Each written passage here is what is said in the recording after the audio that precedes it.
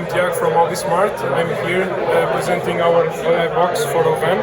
So here we have the OAI box CU. So it is an hardware platform where we have the core, the CU, and the near real-time rig. We are using FlexRig from OpenAirInterface. Here we have the OAI box DU, which is running the OAI DU connected to an NI P210.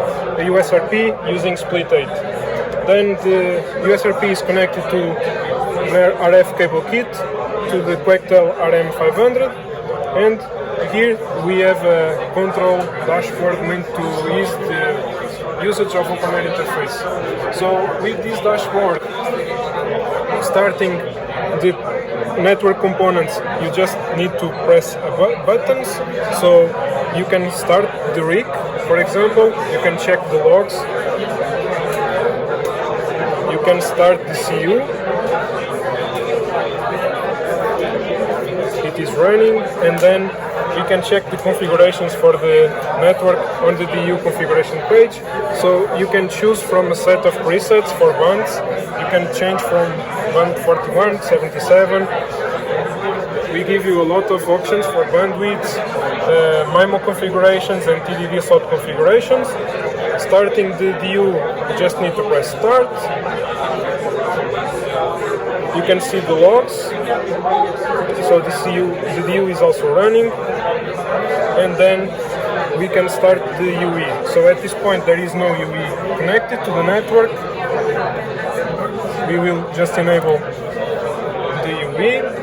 The UE is already connected, and the OAI Box X app built on the FlexRig SDK is already exporting metrics via the E2 interface.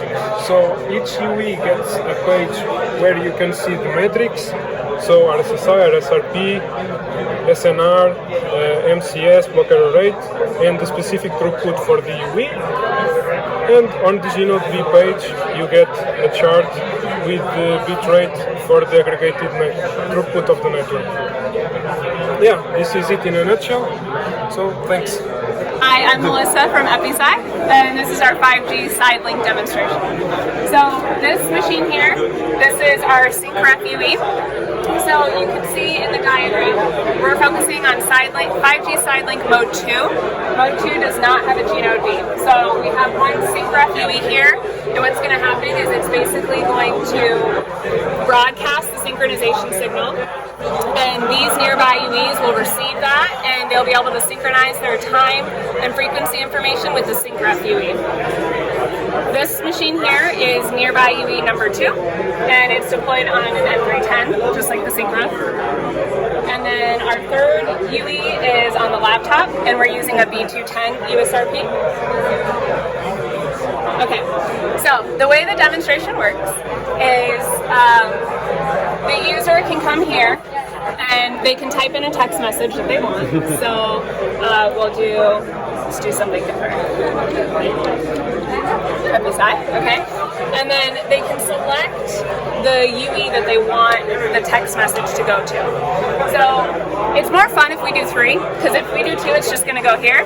But if we do 3, it'll come here, and this UE will recognize, okay, this packet is not for me, and it will forward it to this one. So we'll do 3 for the demo.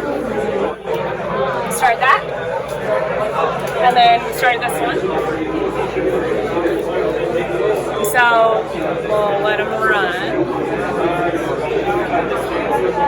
Okay, so he has now synchronized with the SyncRef, and it has received the message, and it recognizes that the message is not for it, and it starts to forward it to the other nearby UEs. And then after the log, oh, it already decoded it. Okay, so it says,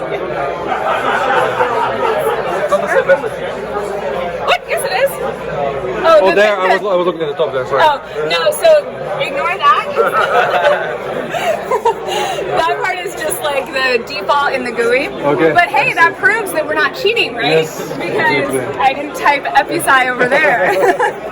So you can type something else, Okay. and So basically, you short circuited all the upper layers, and you Yeah. injected the message directly in the.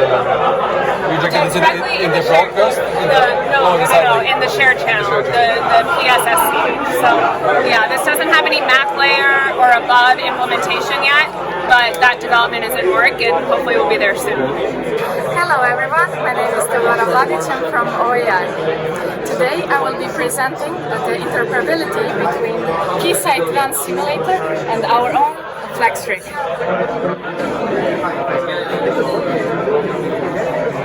What we are showcasing here is the DRB quality of service optimization. As you can see, we have one GNode B along with 122 UEs and FlexRig on top. A Keysight rig test has the capability of generating multiple cells with multiple base stations. But we are in this case observing just one monolithic GNode B.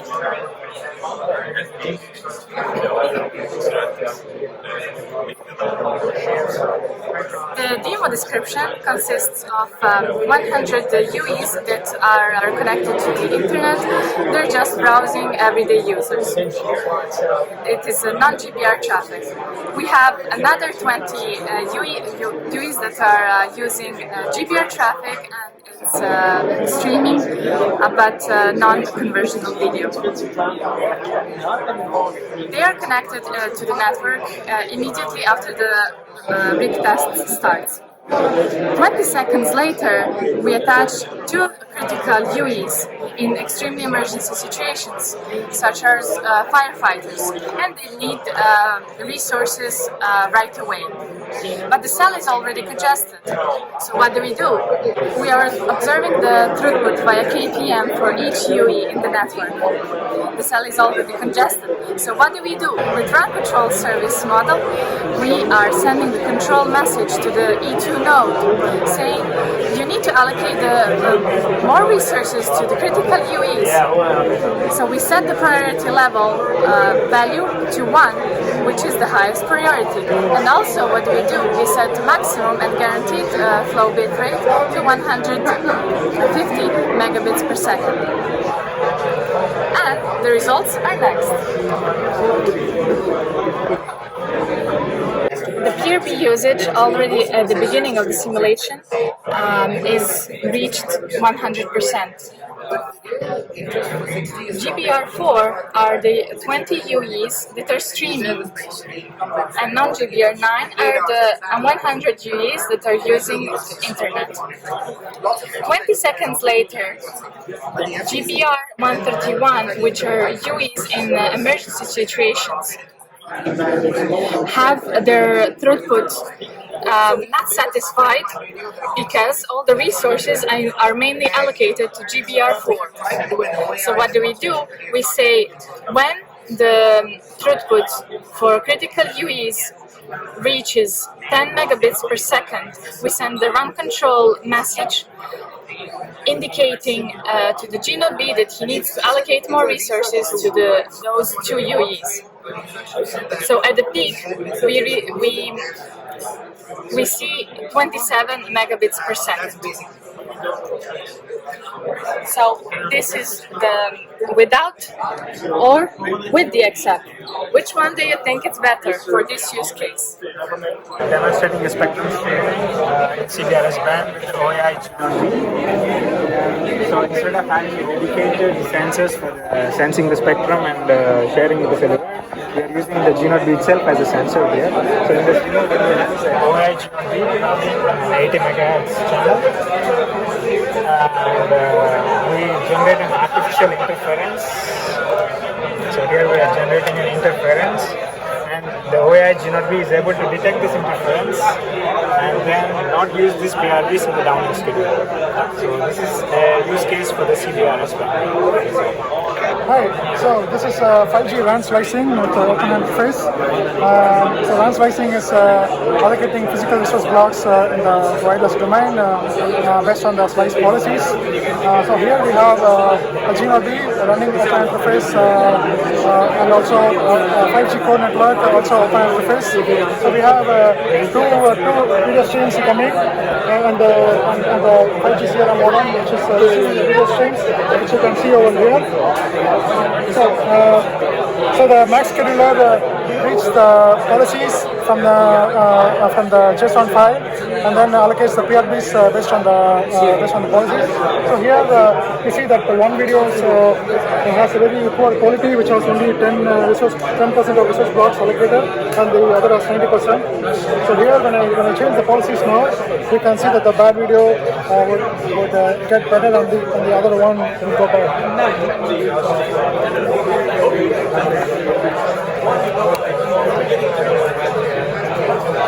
So now I change the policies. You can see that the throughput for the bad video is going higher, and here it's getting bad right now.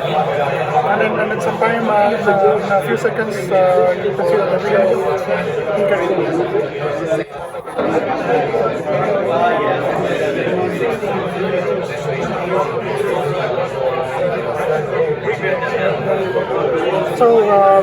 So with this you can prioritize one user over the other, or also prioritize one service over the other within the same user. So yeah, that's about it. So hi everyone, my name is Eugenio Moro. I'm a researcher at Polytechnico di Milano, and this is a demo about the framework that we developed to control dynamically the scheduler of a base station uses an XUP. So this is the framework. The SLA control is just a demonstration of an XUP that can be built using this framework. The framework itself has a flexible Python SDK that we have developed such that we can easily build XUPs, and this is part of the work that we did. We expose some very simple function with which you can use to develop your own logic and concentrate on that. What we developed is an XUP that controls the service level agreements per user in terms of guarantee bitrate.